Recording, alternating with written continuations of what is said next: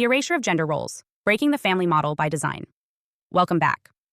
I'm Adeline, 11-time published author, and this is The Elimination of Gender, a documentary investigation into how biology, chemicals, and ideology are working in tandem to phase out gender, not just as identity, but as a functional structure within society. Today's video focuses on one of the most significant consequences of this shift, the erasure of gender roles, and with them, the intentional dismantling of the family model itself. Let's start with a truth that used to be considered foundational. Across nearly every civilization in history, the masculine and feminine have served complementary roles. The masculine was traditionally the protector, provider, and external force, tasked with safeguarding the group and asserting structure in the outside world. The feminine was the nurturer, life-giver, and internal stabilizer, centered on sustaining the emotional, spiritual, and physical continuity of the group. These were not arbitrary assignments. They were based in biology, rooted in hormonal differences, reproductive capacity, and behavioral patterns shaped over millennia. Now that framework is being broken apart, not by evolution, but by design. What's happening today is not simply the expansion of choice around gender roles. It's the suppression of the roles entirely. In modern Western societies, we're witnessing a deliberate flattening of masculine and feminine traits into a kind of gender-neutral consumer identity. Men are told to soften. Women are told to harden. Masculinity is equated with toxicity. Femininity is rebranded as weakness. The result? The erasure of polarity, where neither side can fulfill its original role, and the entire structure of the traditional family begins to collapse. Let's look at the numbers. In the United States, as of 2024, over 40% of children are born to single mothers. Marriage rates are at an all-time low. Fertility rates continue to decline. And across the Western world, intergenerational households, where grandparents, parents, and children used to live and support one another, are becoming rare. Instead, the model is shifting toward isolated, single adults relying on state services, digital companionship, and algorithmic life management.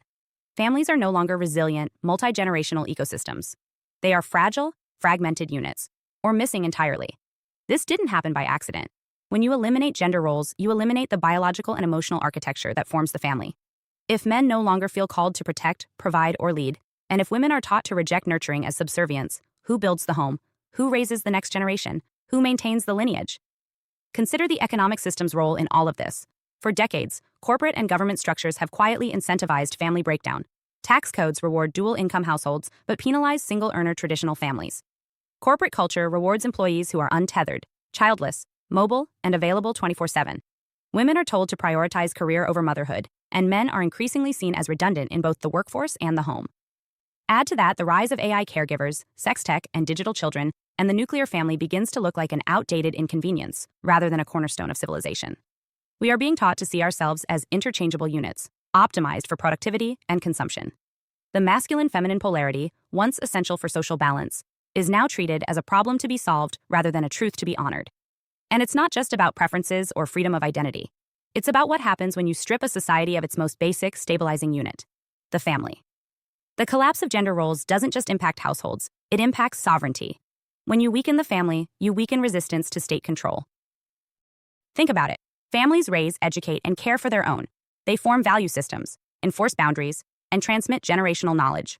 But individuals, especially isolated, financially dependent ones, are far easier to manage. This is the shift toward atomization, breaking people down into single, disconnected units that rely entirely on the system for their survival. And it's already happening. Young adults are less likely than ever to marry or have children. Friendship networks are shrinking. Loneliness is being called an epidemic. Community rituals have been replaced by screen time. And when people do form partnerships, they're often short-lived, lacking clear structure or intention. The rise of non-reproductive unions, both by choice and by biology, has become normalized. But we have to ask, is this the outcome of liberation or the product of long-term manipulation? When gender disappears, the very concepts of mother and father begin to blur. Birth certificates in some regions now list parent A and parent B. In schools, children are taught that any pairing or no pairing is equally valid. While respect and inclusion are vital, there's a deeper question being ignored. If the distinctions between roles vanish entirely, who teaches children how to be male or female? Who shows them how to relate across difference? Who models the dynamic of polarity that creates life in the first place? This is not about enforcing rigid stereotypes. It's about preserving the energetic structure that underlies human reproduction, emotional development, and civilizational continuity. Masculinity and femininity are not political categories. They are forces, equal and opposite, that when honored, create balance. Remove them, and you remove the charge that holds society together. Now let's go deeper. Why would a system want to dismantle this balance? Because family units are decentralized power centers. They pass on culture, values, and identity without needing external validation. They create emotional bonds that outlast propaganda. They generate economic independence, resistance to tyranny, and motivation to protect the future. Strong families do not rely on the state, but fragmented individuals do. From this perspective, the elimination of gender roles is not an accident of cultural evolution. It is a calculated dismantling of the last organic structure standing between human beings and total systemic integration. Once family collapses, the system becomes your parent. The corporation becomes your provider. The state becomes your protector. The algorithm becomes your therapist.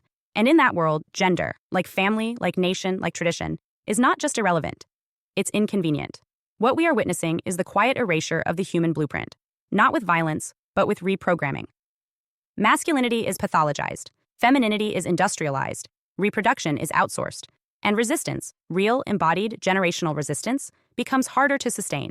In the name of freedom, we're being sold isolation. In the name of progress, we're being unrooted from the structures that once gave us meaning.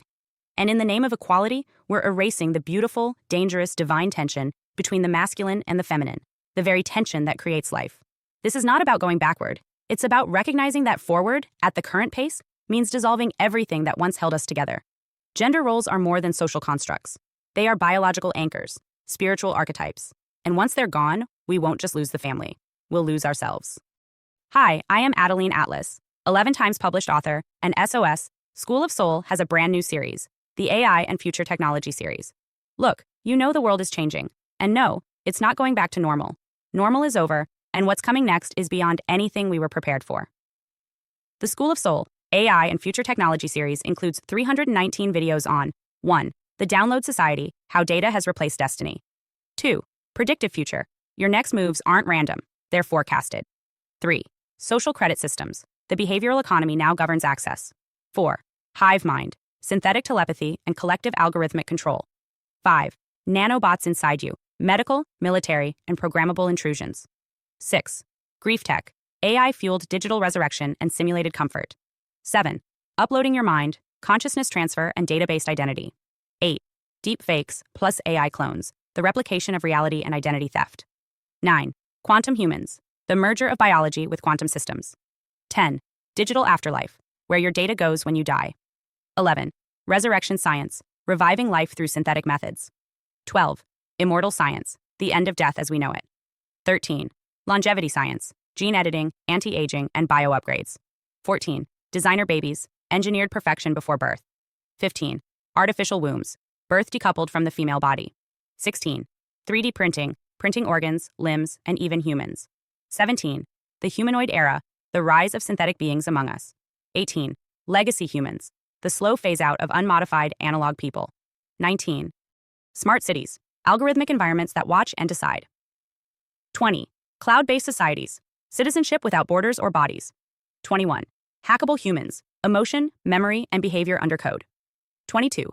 Biometric scanning, your body is your password and your prison. 23. Sex tech, intimacy reprogrammed by machines. 24. Extinction of gender, fluidity, deletion, and design of identity. Every topic is fully explored with real-world technologies, patents, case studies, ethical analysis, and future forecasts. These aren't someday discussions. This is already happening. Join the SOS School of Soul Vault to overstand the future before it's implemented on you.